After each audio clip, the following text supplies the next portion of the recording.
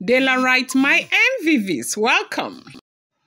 We are also hearing that Egbe Olokun, Igbimo Oloye, and the Oranmiyan, some of the Oranmiyan chief, are clashing bitterly over the fate of the Oloris, whose actions have rocked the very heart of palace. Meanwhile, the Ooni of Ife's judgment looms heavily over all of them, like a dark cloud no one can ignore. Some chiefs and elders are still being openly biased, whispering among themselves that maybe it's better to keep the Oloris outside the palace walls, quietly set aside, than to disgrace them so publicly. They argue that after all, women are fragile, that it could stain the Ooni's tender image to be seen driving out or stripping them of royal dignity. But is this truly compassion, or just another way of sweeping a dangerous wound under the carpet?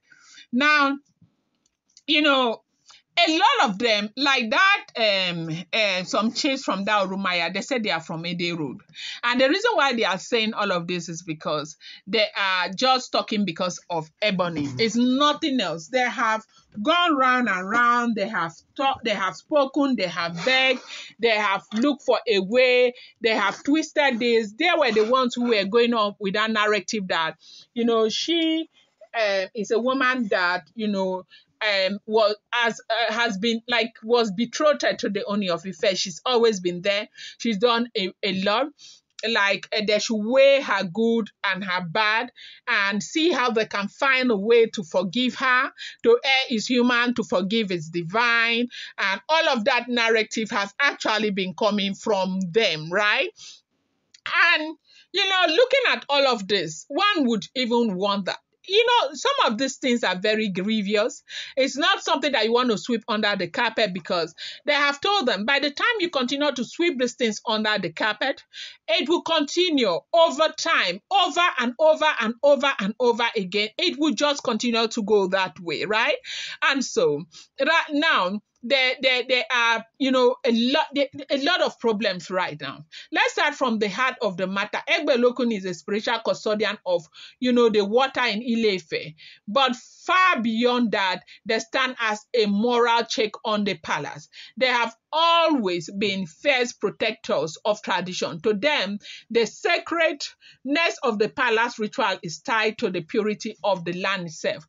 Once the Oloris step into shrines improperly, once they dare to take items from Ogun sacred ground for private ritual without due authority, Egbe Olokun felt duty-bound to speak.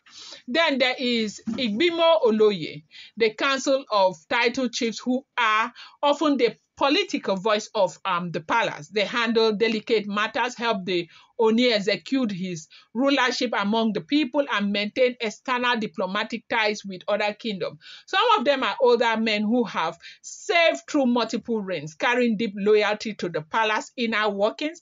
They argue that removing the Oloris, it's part of, all of this, they have factions. So you will have maybe the Igbimo Oloye, maybe the entire members there may be 60 something. Then you have 55 who are saying they should remove immunity. Then you have another maybe 7 who are saying they shouldn't remove them. But people are entitled to their own personal opinion. But in every case across the globe, is majority carries the vote.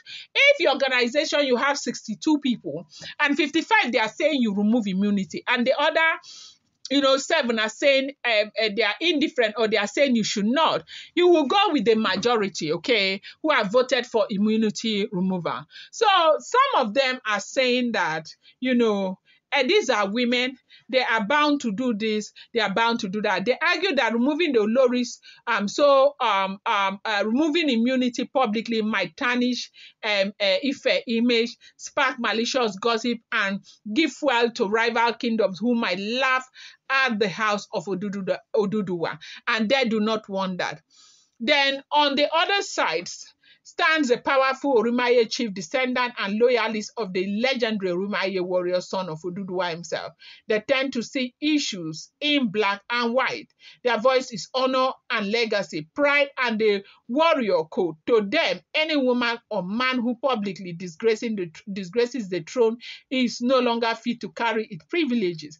They say, let the punishment be swift, so that the land can be cleansed and move on. As a matter of fact, this one said, they are not into all these things that we are doing. Okay, if this one, they just want it. Now, this clash is not just noise in palace corridor. It's men pacing up and down, marble floors, voices sometimes lowered in heated debate, sometimes rise to thunder in the great inner courtyard. Serve and talk about how the tension is so thick you can almost taste it in the air. Even visiting dignitaries have started to keep their distance from the palace until things stabilize.